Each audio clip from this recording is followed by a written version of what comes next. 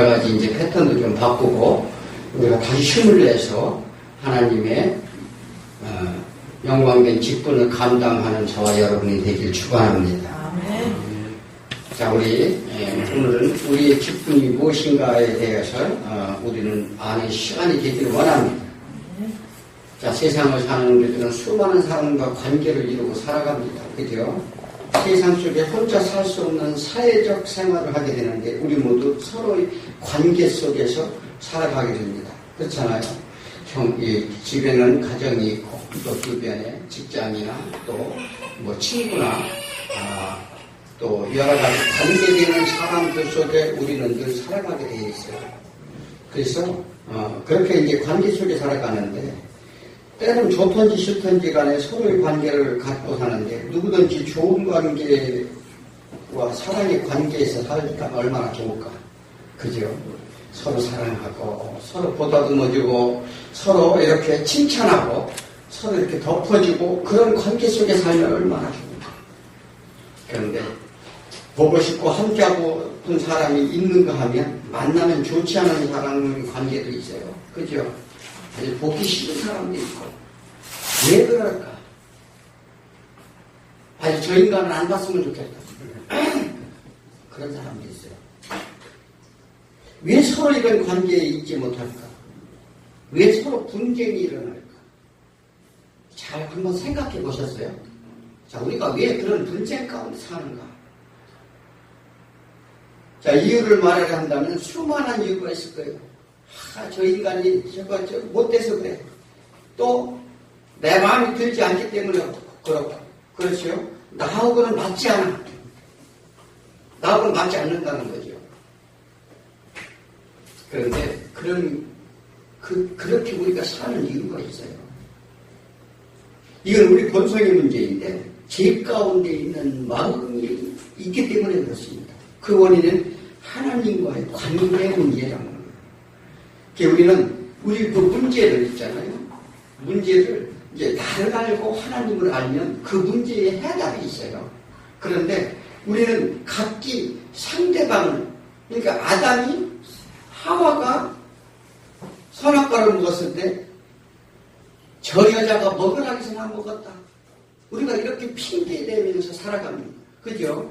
그래서 자신은 되돌아보려고 하지 않고 오직 남을 탓하고 우리가 왜 남을 탓하래요?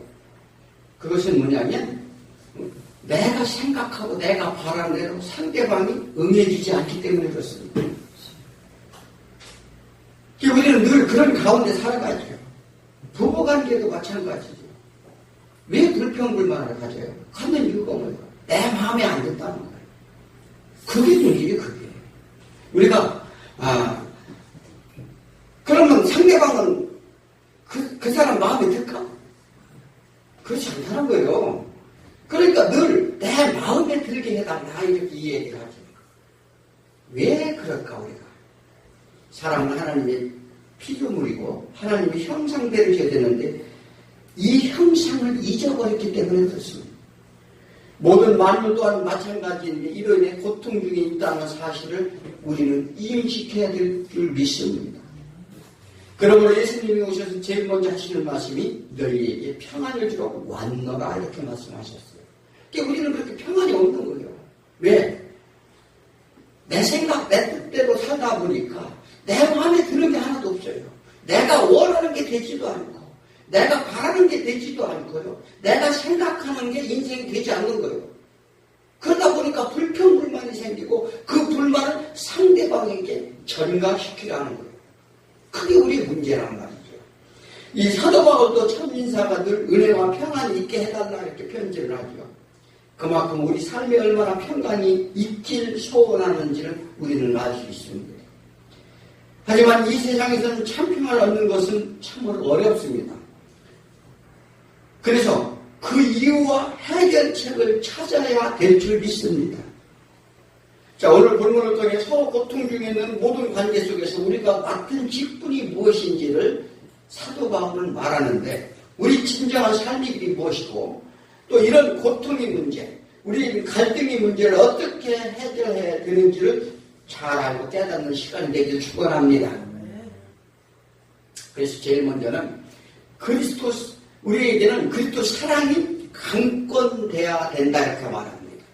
그러니까 우리가 사랑을 나타낼 수 없으므로 우리는 그러한 인간으로 우리는 피조물로 지어졌음으로 인해서 하나님의 사랑이 우리를 강권하지 않으면 안 된다. 세상은 각기 자기 생각대로 살아갑니다. 그죠? 각기 생각대로 살아가요. 홍수의 심판 때나 이 소돔과 고모라의 심판 때 뭐죠? 어떻게 하나님 심판하셨다고요? 각기 자기 생각대로 살았다. 그리고 생각하는 모두가 어떻게 했다고요? 그들이 생각하는 계획이 모두 악할 뿐이므로 이렇게 말했어요. 이 세상 삶은 우리 연약한 우리가 완전하게 살 수 없습니다. 자, 그러므로 세상 속에 참 행복과 평안을 얻을 수 없다는 결론이 나는데 예수님도 우리 연약함을 아시고 마음이 너무나도 아팠어요. 사람들은 예수님이 오셨는데 생명을 살리러 오셨는데 알아보지도 못했고 또 그리고 예수님을 정말 이 세상에서 모든 것을 나의 이 불안하고 나의 갈등의 문제 나의 어떤 이런 모든 문제들을 해결해 줄 예수님으로 쫓았다는 거예요. 그렇습니까? 과연 우리도 신앙생활을 어떻게 하십니까? 만약에 우리가 이 현실의 문제 내가 간구하는 모든 내 생각에 이 부합되는 문제를 해결해 준다면 우리 예수님을 잘 믿을 수 있을까요? 그걸 아셔야 돼요. 절대로요. 그렇게 우리가 바라고 생각하는 대로 예수님이 오셔서 다 해결해 준다면 우리는 예수님을 믿지 않을 것입니다. 저는 예수님이 오셔서 다 해주면 저는 확실히 믿을래요. 이스라엘 민족이 날마다 하나님의 기적을 베풀어주고 날마다 먹여 살려줬어요. 그럼에도 왜 못 믿었을까? 우리 사람이 그렇다는 거예요. 우리 인간의 본질이 그렇다는 거죠. 그러므로 우리의 모든 것들을 우리의 행위나 우리의 선언이나 이런 것으로 우리가 하나님을 예수를 믿는다고 해서 그게 되지 않는다는 거예요. 그래서 절대적으로 하나님의 사랑이 우리를 강권해서 우리를 끌어주지 않으면 안 된다는 말씀을 하십니다. 그래서 사람들과의 관계는 어때요?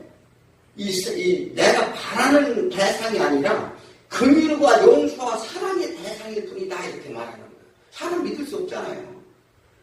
금방 엊그저께 약속을 했다가 또 지키지 않고 내 마음에 들지 않는 게 너무나도 많습니다. 그리고 사람은 우선 내 문제가 크고 내 환경이 먼저 우선을 해서 이렇게 살아가기 때문에 그래요. 내 환경이 먼저 우선이에요. 그러니까 어떠한 것을 누가 약속을 했더라도 내 환경이 어려워지고 내 환경이 그러한 여건이 안 되면 그것을 언제든지 파괴합니다. 국가간의 조약도 마찬가지예요. 지금 미국과 우리나라와 북한 간에 그런 조약이 왜 합니까? 왜냐하면 자기네들이 요구하는 생각하는 그 목적을 위해서 하는 것이지 정말 내 마음을 다 내려놓고 우리는 이렇게 평화롭게 살 거야. 화평하게 살 거야. 이렇게 해서 지금 조약을 냈습니까? 절대 그렇지 않죠. 그래서 사람과의 관계는 어떤 관계냐면 서로 자기 이익의 관계에 맺혀있다 이 말이에요.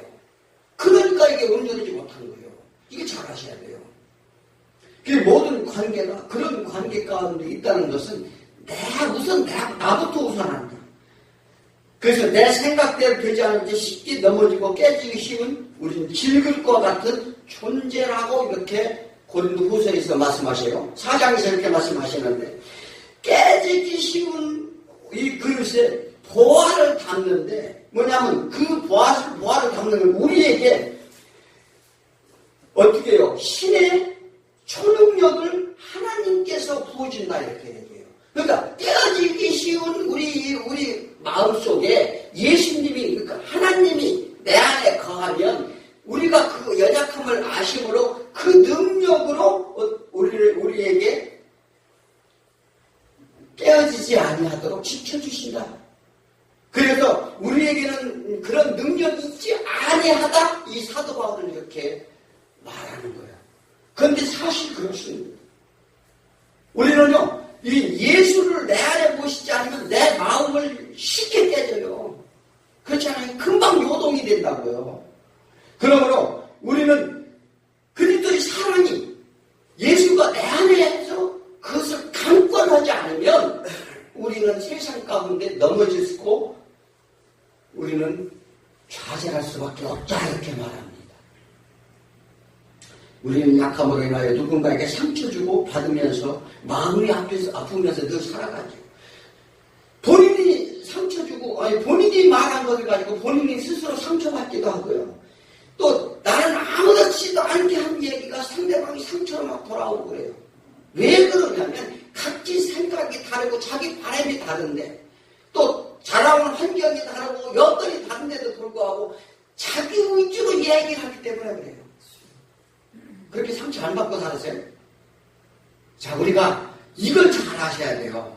그래서 우리는 이 예수 그리스도가 오신 뜻과 또 하나님의 말씀이 우리에게 무엇을 주고자. 그래서 하나님의 말씀이 주 너희 하나님은 너희 몸과 마음과 이 목숨을 다하여 주 너희 하나님을 사랑하라. 그리고 내 이웃을 사랑하는 그 뜻이 무엇인지 알아야 돼요. 그러므로 우리는 이것이 모두 사랑의 결핍이라고 얘기를 해요. 세상 것을 보이는 것을 바라보는 결과라는 것입니다. 세상 것 보이는 것을 바라보는 결과라는 것이에요. 이게. 그래서 너희가 이 보이는 것을 믿지 말고 보이지 않는 것을 믿으라. 왜 그러냐면 우리는 보는 것을 보고서 우리는 그 결과로 우리는 상대방을 평가하고 상대방을 이야기하고 이렇게 한다는 거예요. 그러면 우리는 이 세상 속에 속으면서 살아가고 있어요. 그 속에서. 이거는 우리는 분명히 아셔야 될 줄 믿습니다. 그래서 그런 사랑의 결핍이 오는 이유는 세상은 제로게임이에요. 제로게임. 무슨 얘기인지 아세요? 제로게임이 뭐냐면 운동 경기를 해요. 운동 경기를 하면 이기는 팀이 다운 점수와 지는 팀이 이 마이너스 점수를 합하면 제로라는 거예요. 제로. 아세요? 근데 그것을 누가 뺏느냐 뺏기느냐 이 싸움이라는 세상은 그래서 이 제로섬이라고 그러는데 근데 그래서 이 원리를 무엇을 얘기하느냐면 내가 부를 축적하고 내가 무엇을 가져오면 누군가는 어떻게 해요? 배고프게 돼 있어요. 그런데 세상은 그래서 남의 걸 뺏기 위한 이게 싸움이라는 거예요. 그래서 하나님은 이 원리를 제시하지 않습니다. 그런데도 여전히 우리 신앙생활하면서 어떻게 하십니까?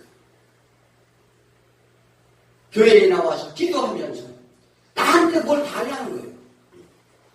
예, 하나님께서는 그래서 우리는 뭐냐면 우리는 하나님을 믿는 것이 뭐를 믿습니까? 보이지 않는 것을 보이는 것을 달라고 하는 거죠.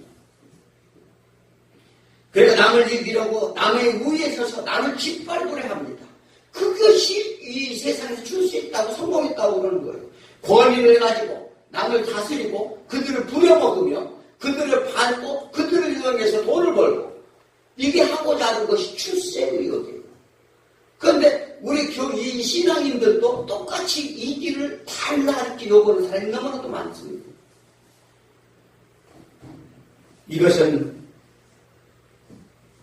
서로 자기만을 위해서 살아가는 세상 사람의 모습입니다. 이 사도 바울이 이런 우리 모습에서 무엇이 문제인지를 정확하게 알았는데 오늘 11절에 보면 뭐라고 말씀하십니까? 우리는 주의 두려우심으로 알면 우리는 주의 두려움을 알아야 돼요. 첫째. 하나님의 두려움을 모르고 그렇게 산다면 큰 문제입니다. 그리고 사람들을 권면하더니와 이제 하나님의 사도 바울은 내가 하나님의 두려움을 정말 알았다. 그래서 사람들을 보고 내가 권면하지만 우리가 하나님 앞에 알려졌으니 또 너희 양심에도 알려지길 바라노라. 이 세상 속에 사는 미움과 다툼, 시기, 욕심, 질투로 인한 진실한 사랑의 결핍으로 인한 죄의 결과를 사도 바울은 알기 때문에 그러니까 그가 열심히 산다고 살았지만 하나님을 믿는다고 또 열심히 이 신앙생활을 했지만 그 가운데 자기가 진정한 죄인이고 정말 아무것도 내가 살아오면서 어떤 다툼이나 시기나 육신 질투로 인해 살았다는 걸 깨달았어요. 그러므로 이 죄의 결과를 알기 때문에 심판이 주인이신 하나님에 대한 두려움을 가지라 이렇게 말합니다. 하나님께 두려움을 갖지 않으면 신앙생활이 어려워요. 왜? 우리는 하나님의 절대적인 피조물이고 의지적인 존재인데도 불구하고 우리는 내 생각대로 살아간다. 그것은 신앙이라 볼 수 없습니다. 우리는 이 세상의 장막집을 벗을 수밖에 없다 이렇게 말합니다. 그래서 5장 6절에 만일 땅에 있는 우리 장막집이 무너지면 하나님께 지으신 집 곧 손으로 지으신 것이 아니요 하늘에 있는 영원한 집이 우리에게 있는 줄을 아느니라. 그걸 알아야 돼요. 우리의 육신의 장막은요 이 시간이 되면 이 연약해지고 나이가 먹으면 맨날 아프잖아. 그죠? 왜 아파요? 맨날 병원 신세지고 뭐 여기도 아프면 여기 또 그걸 아프고 나면 저기도 아프고 또 기운도 떨어지고 우리는 그렇게 할 수밖에 없어요. 그래서 우리 육신을 후피한단 말이죠. 그런데 이 장막집을 벗을 때 뭘 소원을 하고요? 하나님이 처소를 덧입기를 소원하라고 그러잖아요. 그 위에 심판이 반드시 있기 때문에 그렇다는 거예요. 그래서 참으로 우리가 여기 있어 탄식한다 이렇게 사도 바울은 말해요.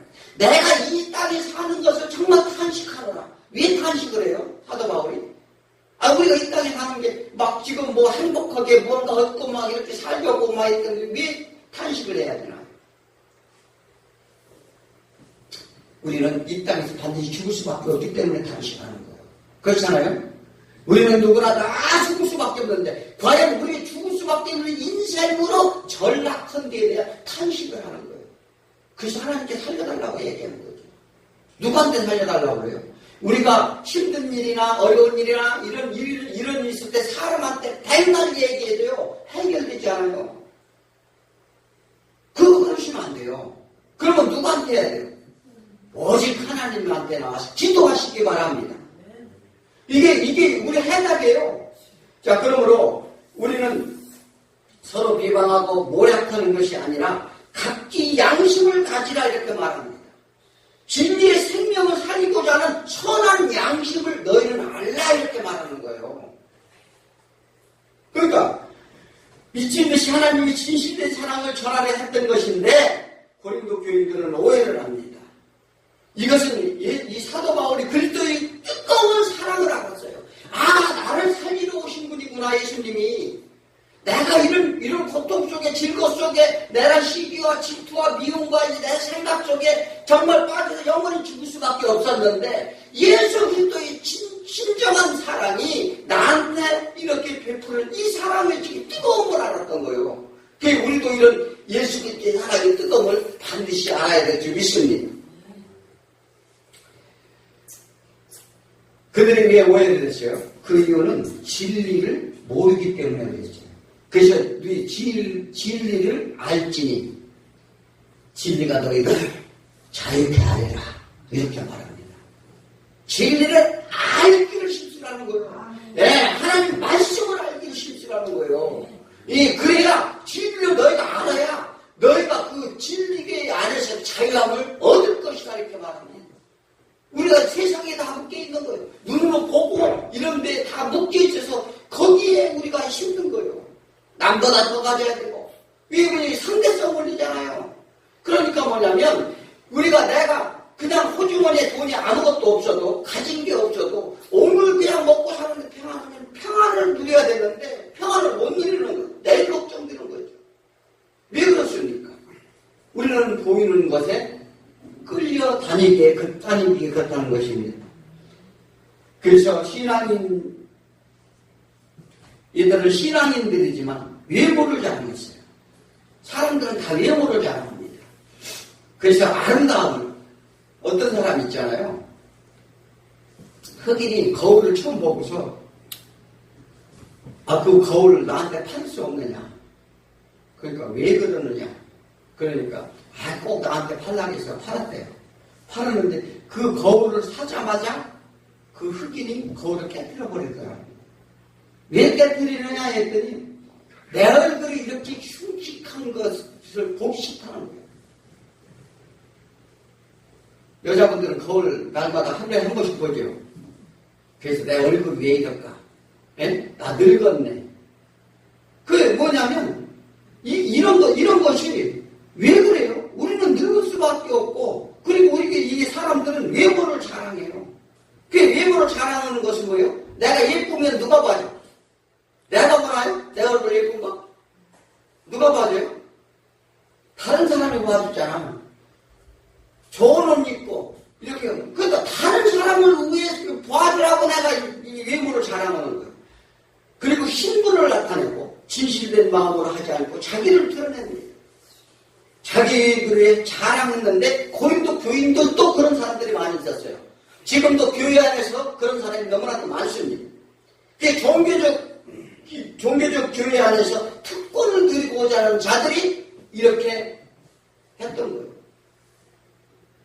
자, 바울이 말하기를 나는 내 자랑이 아니라 하나님이 지극하신 사랑을 자랑하려 한다 이렇게 말합니다. 너희들이 그 사랑이 없어. 그러니까 예수 그리스도의 사랑이 없어서 그렇다는 거예요. 그게 왜 자기 자랑하고 자기 신분을 나타내고 자기 외모를 자랑하고 이런 모든 일들이 하나님의 사랑이 지극하신 사랑이 거하지 않은 증거니라. 그리고 그래서 그거로 인해서 다투고 분쟁한다 이렇게 말합니다. 그래서 너희는 하나님을 못 두려워하라. 세상에 나타내려 하지 말고 하나님을 두려워하라. 바울은 많은 사람들에게 미친 자라는 소리를 많이 들었어요. 그 이유는 하나님의 사랑을 전하기 위한 열정 때문에 미쳤다 이렇게 말하기도 했는데 사도행전 26장 24절에 그렇게 말합니다. 바울이 이같이 변명하며 베스도가 크게 소리내어 이르되 바울아 내가 미쳤도다. 내가 많은 황금이 너를 미치게 한다 하니. 베스도는 누구예요? 아그리빠 왕인데 전도 여행을 다니다가 이 아그리빠 왕을 만났어요. 그래서 예수를 증거합니다. 바울이 말한 것은 회개하라는 당신 회개하십시오. 예수가 죽으시고 살아나신 것은 흑암에 쌓여 죄중에 빠진 자들에게 그 고통으로부터 해방시키는 빛이 되신 예수께 돌아오시기 바랍니다. 이렇게 이 복음을 전했어요. 그랬더니 미쳤다고 했어요. 그래서 사람들은요 참된 진리를 전하면 미쳤다고 하기도 하고 미련하다고 하기도 합니다. 세상 사람들은 그래요. 아 미쳤어 교회 가게? 놀러 가야지. 저 제주도를 갔더니 참 사람들 참 육신을 해서 다 즐기고 놀고 이게 그럴 것만 사는 것 같아요. 그런데 그게 잠깐 즐거울 수 있죠. 우리가 살다가 보면 그런 여행도 갈 수 있습니다.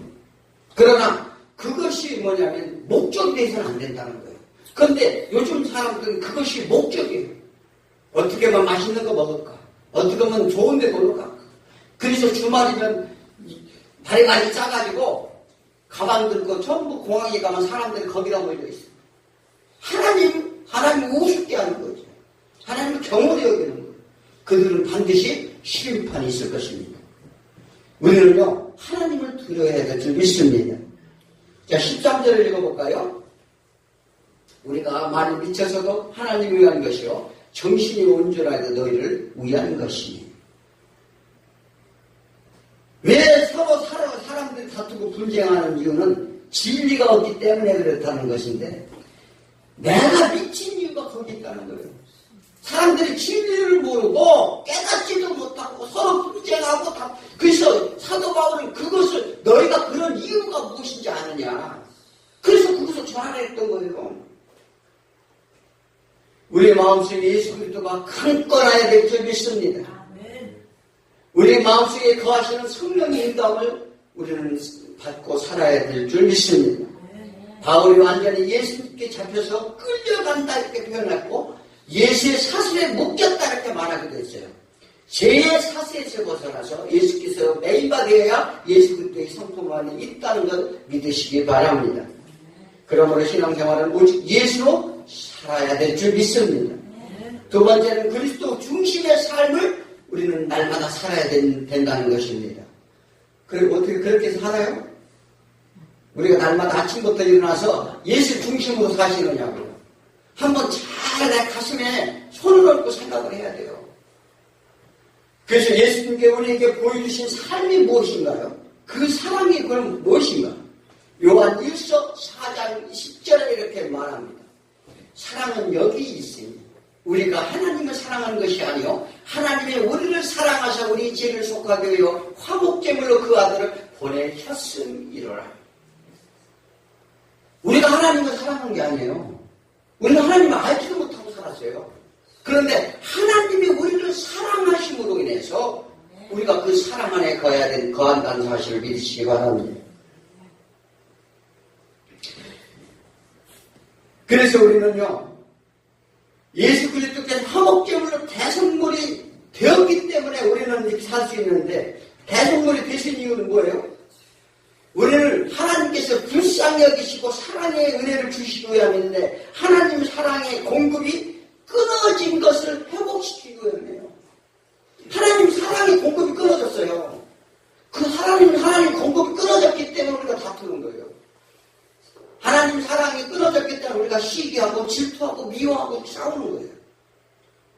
이 일로 인해 믿는 자들이 자기의지 삶에서 벗어나 그리스도 중심의 삶을 살게 해주시겠다는 약속입니다. 하나님을 알고 우리가 행복이 깨진 이유를 알았을 때 예수님을 본다 이렇게 말합니다. 그러니까 우리가 내가 누군지 알고 하나님을 내가 누군지 깨닫고 하나님이 누군지를 안다면 예수 그리스도를 볼 수 있다는 거예요. 그래서 그게 심령이 가난한 자가 되는 거죠. 심령이 가난한 자는 복이 있나니 천국이 저희들 것입니다. 천국을 볼 것이며. 그러니까 우리가 저요 내가 왜 이 사도 바울도 이 땅에 있는 거 탄식한다고 했잖아요. 그러니까 하나님 관계가 끊어진 것을 탄식해야 된다는 거예요. 이게 신앙에 가는 길이에요. 이게 되지 않으면요 절대 신앙이 온전히 갈 수가 없어요. 먹고 사는 문제, 근심, 걱정, 불안, 두려움으로 세상에서 그 해답을 찾으려 한다면 찾을 수 있을까? 우리는 날마다 목마르고 갈급한 것을 벗어날 수 없다는 사실입니다. 이 문제를 해결할 길이 없다는 걸 믿으시기 바랍니다. 이거 사마리아인을 만났을 때 그 얘기했잖아요. 예수님이. 너희들은 날마다 우물을 먹어도 목마른 거니까 내가 주는 생수는 영원히 목마르지 아니하리라 말했어요. 그래서 우리는 이 땅 것을 아무리 우리 먹고 사는 문제, 근심 걱정을 해결하려고 해도 우리는 그 문제가 지나가면 또다시 그런 문제가 다가온다는 사실입니다. 어떤 사람이 돈을 열심히 벌어가지고 돈 100억을 벌어 내가 그런데 벌고 나니까 나이가 70이 됐어요. 그럼 뭐 할 거예요? 그래서 어떤 젊은이가 공원에 앉아있는데 술을 먹고 있는데 왜 술을 먹고 있느냐 혼자 앉아있느냐 했더니 자기가 돈이 너무 없어서 인생이 살기가 어렵다는 거예요. 그러니까 뭐라고 했어요? 그러면 내가 있는 재산을 다 줄 테니 나하고 인생을 바꿔보지 않으려 이렇게 물어봤어요. 바꾸겠느냐 하니까 그렇게 하잖아요. 이 사람이 참 웃기잖아요. 그 사람은 수많은 돈을 얻었지만 인생의 허무함을 깨달았던 거예요. 그래서 인생이 젊어지면 다시는 그런 삶을 살지 않겠다고 생각을 하는 거예요. 그렇기 때문에 내 젊은 인생을 다시 되돌아가고 싶다. 그런데 젊은 사람은 어떻게 해요? 돈이 있으면 좋겠다는 거예요. 돈이 있으면. 그런데 인생을 바꾼 그런 영화도 우리 언젠가 나온 적이 본 거 있는데 인생을 뭐냐면 서로 바꿔 사는 인생을 한번 이렇게 우리 생각을 한번 해봐야 돼요. 이 세상의 삶을 살면서 누구나 다 느끼는데 해답을 찾아야 될 줄 믿습니다. 그 해답은 어디 있어요? 예수 중심의 삶이 있다는 걸 믿으시기 바랍니다. 누가 이것을 인생의 허물을 가장 말했죠? 솔로몬이 그랬잖아요. 솔로몬이 인생은 헛되고 헛되니 헛되고 헛되도다. 이 지혜도 헛되고 재물도 헛되고 부귀도 헛되고 명예도 헛되도다.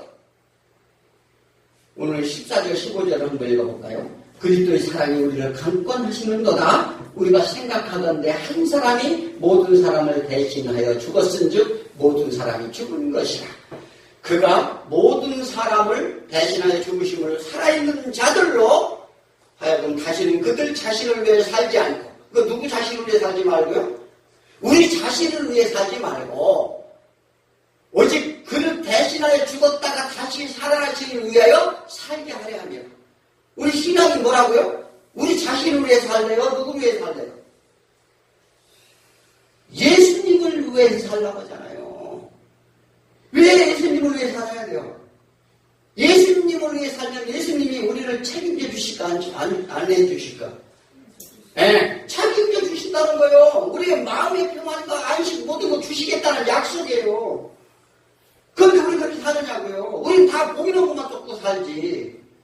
이 저부터도 그래서 그렇지 아니하도록 그런 마음이 그때마다 어떻게 해요? 기도하고 말씀을 보고 이렇게 상기하는 거예요.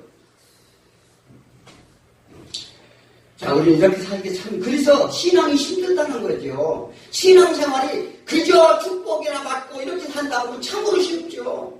아니, 사람을 사랑할 자를 사랑할 줄은 누구지 사탄도 한다는 거예요. 나쁜 놈도 한다는 거예요.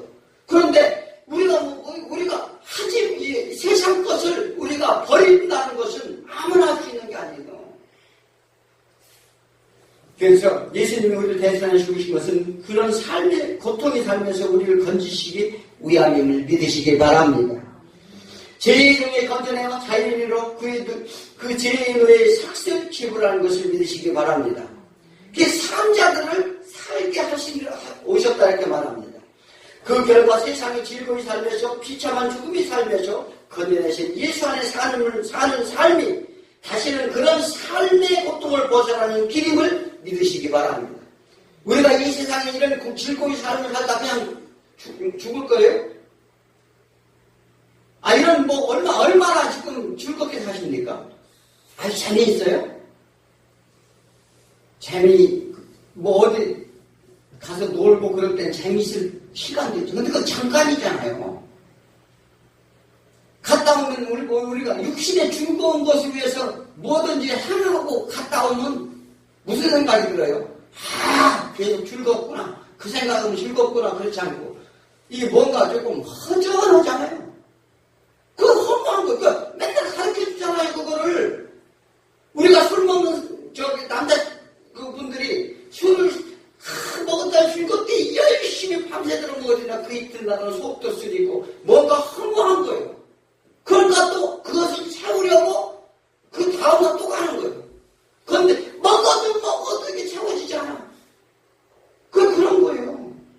그런 인생을 하나님이 가르쳐 주는데 왜 깨닫지 못하느냐 이 말이죠. 믿는 사람은 세상의 원리를 쫓지 마시기 바랍니다. 매일매일 예수님을 바라보며 살 때 우리 마음속에 기쁨과 참소망과 평안이 있는 체험을 우리가 모두가 가지시길 바랍니다. 에베소서 1장 3절에 이렇게 말합니다. 찬송하리라 하나님 곧 우리 주 예수 그리스도의 아버지께서 그리스도 안에서 하늘에 속한 모든 신령한 복을 우리에게 주시되,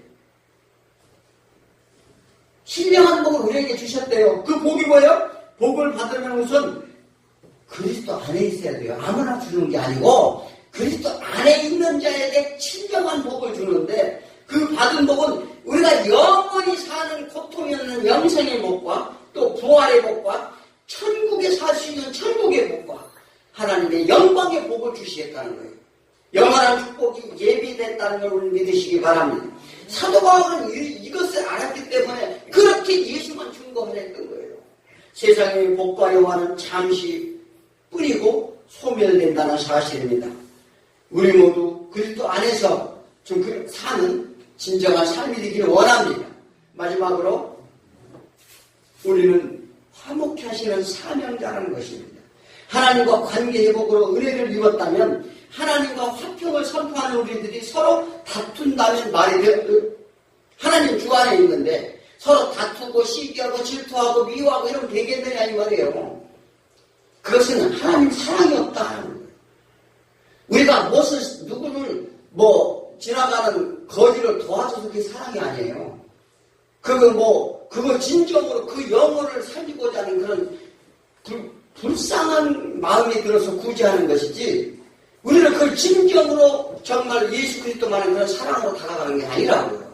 뭐냐면, 우리는 하나님이 우리에게 오셔서 우리 안에 거함으로 하나님이 신령한 복을 주시고, 우리를 이 화평을 선포하라는 직분을 주셨다는 거예요. 그런데 우리가 무엇으로 화목케 하는 직분을 얻었어요? 모두 예수 그리스도의 공로로 얻어진 신분이라 이렇게 말하는데, 신분이라는 게 뭐예요? 하나님의 아들의 신분. 신분은 법적으로 신분이, 이제 아들이라는 것은 호족의 등재대 아들이잖아요. 나 저 집 부잣집 가서 나 이 집 아들 할 거야 아들 되는 거예요? 안 되잖아요. 그러니까 그 집이, 그래서 우리 신분이 그렇게 변했다는 사실입니다. 이 16절을 읽어보면, 그러므로 우리가 이제부터 어떤 사람이 육신을 따라 알지 아니하노라. 비록 우리가 그리스도 육신을 따라 알았으나 이제부터는 그같이 알지 아니하노라. 이제 육신을 따라, 이제 예수 그리스도 육신을 알았지만, 그렇지만 우리 이제부터는 그렇지 말라는 거예요. 어떻게 해요? 육체대로 세상적 관점에서 벗어났다는 거예요, 우리가. 그러니까 육체적인 관점에서 벗어났다는 것은, 예수님 알기 전에는 세상 원리대로 살았는데 예수를 알고 보니까 이제는 달라졌다는 거예요. 무엇이 달라졌어요? 무엇이 달라져야 돼요? 우리의 마음이 달라져야 된다는 거예요. 생각이. 그래서 갈라디아서 2장 20절에 이렇게 말합니다. 내가 그리스도와 함께 십자가에 못 박혔나니. 그게 달라진 건 뭐예요? 육체로 우리가 태어났는데 육체로 우리가 사는 것이 아니라 이제 십자가에 못 박고, 그런즉 이제 내가 사는 것이 아니요 오직 내 안에 그리스도께 사시고 있다. 그러니까 내가 십자가에 예수 그리스도 못 박고 내 안에는 예수 그리스도만 모셨다는 거예요. 그래서 내 안에 예수 그리스도에 사는 것이라, 이제 내가 육체 가운데 사는 것은 나를 사랑하사 나를 위하여 자기 자신을 버리신 하나님의 아들을 믿는 믿음에서 사는 것이라. 우리 신앙생활 있잖아요. 정말 잘하셔야 돼요. 예수 안에 사는 그런 삶만 이제 살겠다는 사도 바울의 고백처럼, 우리도 예수를 믿는 믿음 안에서 살아야 될 줄 믿습니다. 자신 없어요? 그래서 대답이 다 천천해요. 그래서 그냥 예수를 믿는 믿음은 이미 모든 육신은 예수와 함께 죽었고, 이제 육체 안에 사는 인생은 예수 안에서 살기를 원한다 이렇게 말합니다. 그것이 우리의 살 길이고, 우리의 안전한 길이고, 또 우리의 평안의 길이고, 우리에게 안식의 길임을 믿으시기 바랍니다. 17절 읽어볼까요? 그런즉 누구든지 그리스도 안에 있으면 새로운 피조물이라. 이전 것은 지나갔으니 보라 새 것이 되었도다. 자, 우리가 그렇게 안 되던 것이 예수 안에 있게 되니, 자, 이게 무슨 말씀이냐면, 우리가 그렇게 안 됐어요. 사랑도 할 수도 없고, 시기하고, 질투하고, 미우고, 다투고 살았단 말이에요. 그렇게 살았는데, 그렇게 안 되던 것이 예수 안에 있게 되니, 새로운 피조물이 됐다는 거예요. 이 고백이 있어야 돼요. 내가 예수 안에 있었더니, 정말 예전에 그렇게 그런 세상 것만 보고, 세상 것만 바라보고 살던 삶이, 이제 새로운 피조물이 되었도다. 사도 바울 같은 이런 외침이 있어야 될 줄 믿습니다. 옛 것은 뭐예요? 육신의 것만 보았는데 이제 영에 속한 것을 보게 됐다는 거예요. 다 영적인 비밀을 깨달았다는 거예요. 그 다음에 아담의 육체 가운데는 죽을 수밖에 없었는데 그리스도 안에 있으니 모든 죄가 소멸되고 우리가 구원의 축복의 길에 들어섰다는 걸 깨달았다는 것입니다. 이것이 삶속 그간의 삶의 고통이었는데 이제 완전히 죄악의 길을 벗어나 모든 죄짐을 맡기니 이것을 버리고 새롭게 되는 기쁨이 넘쳐납니다. 그래서 무거운 짐을 진진 자들아 다 내게로 오라. 내가 너희를 쉬게 하리라. 무슨 무거운 짐이에요? 우리가 짐을 지고서 산등하게 올라가면 얼마나 뻘뻘 힘들어요. 근데 올라가서 짐을 딱 지게를 내려놓으면 바람이 시원하게 살 것 같죠. 그렇게 해준다는 거예요. 왜? 죄의 짐 때문에 서로 미워하고 이런 문제가 발생하는 거예요. 우리가요, 그래서 사람은 옛말에 했는데 사람은 미워하지 말고 그 죄를 미워라고 그러잖아요. 그게 사람 안 돼요. 그런데 우리는 그 속에 산단 말이죠. 그래서 뭐냐면 그 죄는 뭐예요? 그 사단의 종속돼 조종을 받는 것이지 우리가 원래 그런 형상으로 지어진 사람들이 아니라고요. 그래서 그들의 금유라고 그들을 금유의 대상으로 보는 거지요. 자, 우리는 그래서 그것은 뭐냐면 죄 때문에 고통을 받는데 왜 다투는 이유가 이 하나님의 사랑이 끊어졌는데 하나님과 화목이 깨졌기 때문이라는 걸 믿으시기 바랍니다. 이로 인해 하나님께서 감사하게도 우리에게 직분을 주셨는데 그 직분은 아무나 주나요? 직분은 아무나 주나 서로 믿을 수 있어야 되죠. 직분을 주려면 신분이 보장돼야 되는 거 첫째. 교회의 그 직분은 어떻게 돼요? 보장이 되고 교회에서 헌신 그만큼 하고 믿을만 하고 믿음이 있고 이런 상태를 말합니다. 그리고 법적으로 지위를 인정한다는 것이죠. 그게 무임받은 자로 세웠다는 거 우리를. 하나님 말씀을 대신 전하고 그 말씀 안에서 주어진 권한과 능력을 같이 하나님이 주심으로 인해서 그 빛을 나타내는 것을 그런 인물을 우리에게 받겠다는 거예요. 18절에 한번 읽어보면 모든 것이 하나님께로 났으며 그가 그리스도 말미암아 우리를 자기와 화목하게 하시고 또 우리에게 화목하게 하는 직분을 주셨다 이렇게 말합니다. 직분을 얻을 수 있는 것은 예수님이 보증하시기 때문에 주는 거예요. 예수님이 우리를 보증하지 않으면 직분을 솔직히 얻을 수가 없어요. 변호하시기 때문에 얻은 직분입니다. 그들은 나와 함께해서 십자가에 죽었고 서로 태어난 완전한 자들이다 이렇게 하나님께 변론해주기 때문에 우리는 그런 직분을 얻었다는 사실을 믿으시기 바랍니다. 대속의 은혜는 우리를 살리시는 것뿐만 아니라 새롭게 하시는데 사랑과 화평으로 가득 차게 하시고 예수님의 품성과 행위로 변화되게 하신다는 것을 믿으시기 바랍니다. 19절 마지막 절을 읽어볼까요?